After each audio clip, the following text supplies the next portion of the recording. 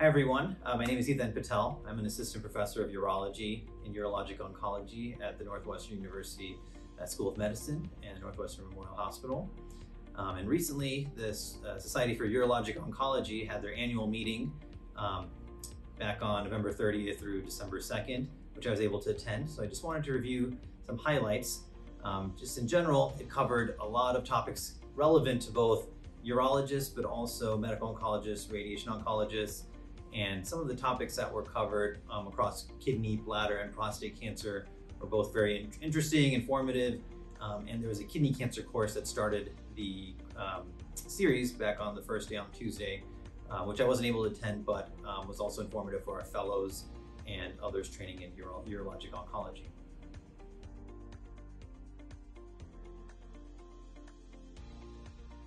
So in the realm of kidney cancer, there were several interesting topics that were discussed, and the kidney cancer course obviously did a comprehensive job of that, and especially as agents are being moved to the adjuvant or neoadjuvant setting, and results from some recent trials like PROSPER.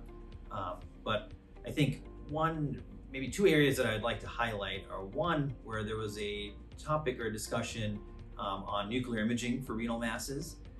Going over kind of our traditional radiomics of how good is CT and MRI and how much better have they gotten in terms of looking at enhancement and differentiating who has a malignant or benign tumor and what kind of cancer they have when they have a malignant tumor.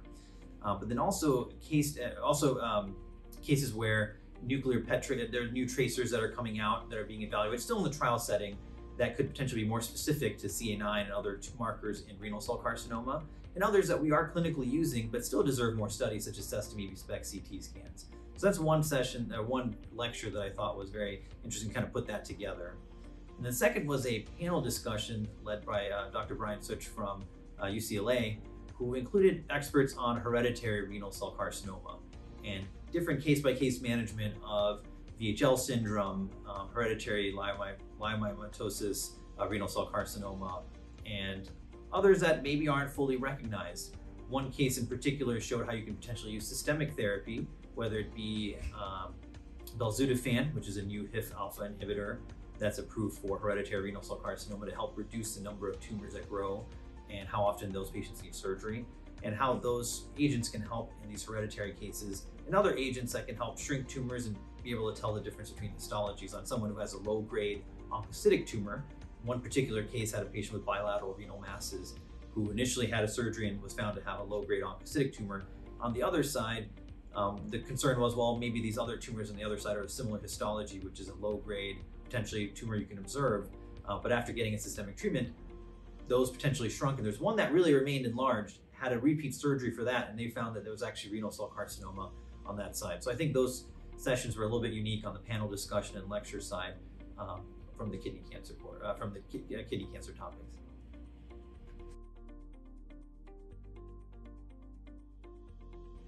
And on the topic of kidney cancer and advanced imaging, I also presented an abstract at SUO looking at a series of 76 patients. These are patients who had either chromophobe renal cell carcinoma or oncocytoma, a benign tumor and a malignant tumor, and if there's ways we can differentiate them. On traditional imaging, it's very difficult to differentiate cancers from non-cancers on renal tumors, but oncocytomas are the most common. And so along with sestamibi and other imaging modalities that we've been able to start using to separate these tumors, another characterization called PEER, or peak enhancement, where we look at the ratio of enhancement in the tumor to the ratio of enhancement in the cortex of the kidney, we found that in this abstract, we were able to look at these patients and separate them out very well on who had a chromophobe renal cell carcinoma and who had an oncocytoma, when we had a group where we knew that there was high likelihood that they had one of those. And we can do this based on both immunohistochemistry, where these tumors are generally positive for CD117, also known as c-KIT. And in that subset where we know they're positive for c-KIT, looking at this enhancement parameter could really reliably tell us who had a chromophobe renal cell carcinoma and who had a oncocytoma, potentially preventing patients with oncocytoma from needing surgery and impacting their renal function. So I think it was a good abstract that kind of piggybacked off of one of the topics that was highlighted in the discussions and the lectures on improvements in both radiomics and molecular characterization of kidney tumors.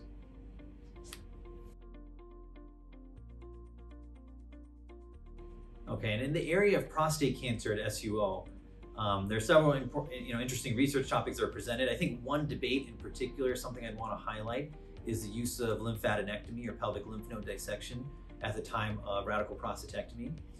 During the pro-con debate, there were several arguments made on both sides, but part of the problem is that a lot of patients who are having a pelvic lymph node dissection may not potentially benefit therapeutically, and there are trials ongoing, some that have been negative and some that may just not have enough follow-up to show a difference, that have suggested, well, is a pelvic lymph node dissection really being done for staging, or is it really being done for therapeutic benefit? And the part of the pro argument is that if a patient had limited disease that is limited to your lymph nodes, could we potentially resect that and delay the need for any systemic treatments and get their PSA down to undetectable, especially if it was in that limited area that we were able to resect and remove. However, obviously that's only going to help for patients who potentially had spread or could have had spread there. There's a little bit more of a debate on if you did not have clear disease in your lymph nodes and they were not removed, would that have changed management down the line? Part of the con argument on lymphadenectomy is that doing a lymph node dissection does increase the complication rate after radical prostatectomy. Of all complications that could occur, which is a low rate, about 14% of them may be due to the lymph node dissection. So the vast majority aren't, but a proportion of them are, and if a lymph node dissection is not going to help us therapeutically, could foregoing it potentially help lead to less morbidity. And so there's basically it's an argument that's been going on for a while. I think there are important ongoing trials and things that are going to help us answer this question. But the bottom line I think we came through is that if you had a lower risk cancer, favorable risk cancer, grade group 2 cancer, potentially lymph node dissection is more for staging than anything. And if your risk of pelvic lymph node metastasis is about 2% or so. But for those who have maybe grade group 3 or higher cancer, it's important for staging, but that's where potential therapeutic benefit may be seen. And there's some subgroup analyses that have been done from a randomized trial which suggests there's maybe a benefit in those patients. But when you look at all patients together, because there's increased amount of patients at a little bit lower risk, you may not see that difference. So I think it's still something that in practice, most urologists would agree, at least definitely for higher grade cancers. And if you had a limited volume of grade group 2 or lower cancer, that might be a patient that could spare a lymph node dissection and the potential morbidity from it.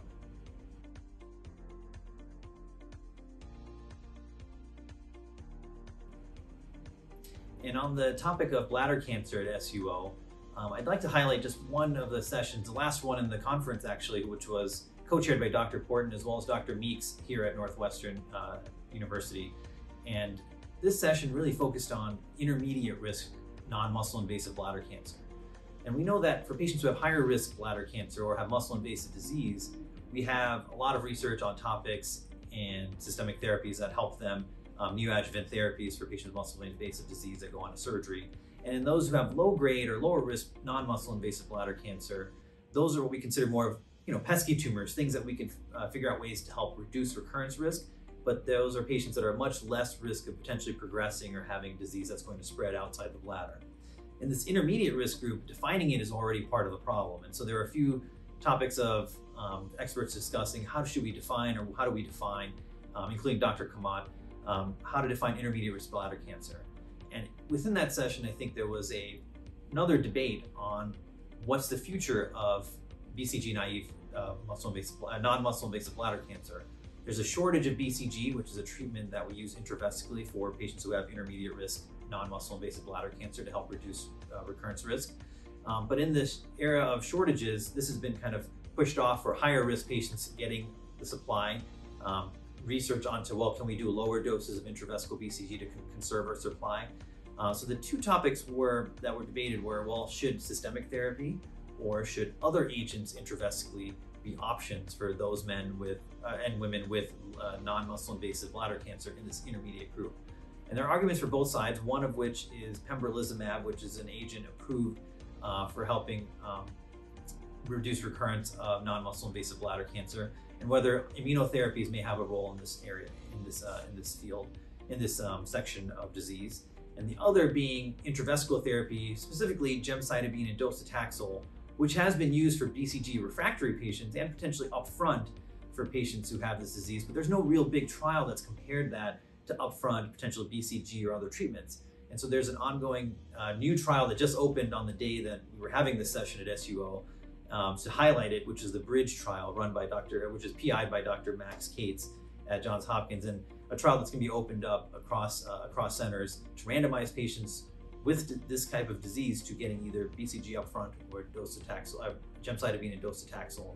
And I think that's going to be a very important trial in the next 4 years, and we're able to kind of get a good aspect of the design of it, the purpose of it, and future directions of what this trial can help us do.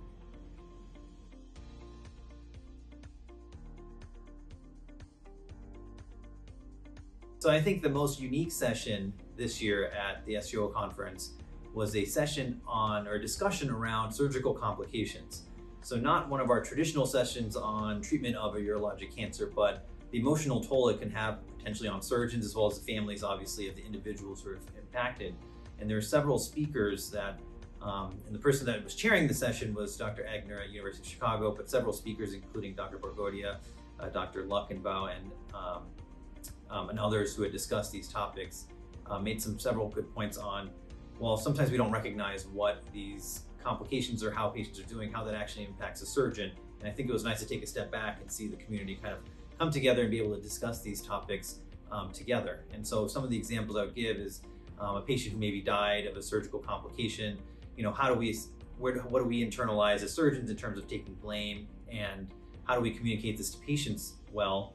And so the question is just kind of externalizing factors of how they dealt with it. And I think it was just very interesting and unique to see the surgeons describe these kind of journeys that aren't often put in center view. And sometimes, especially for early career surgeons, may make them feel a little bit more ashamed or embarrassed.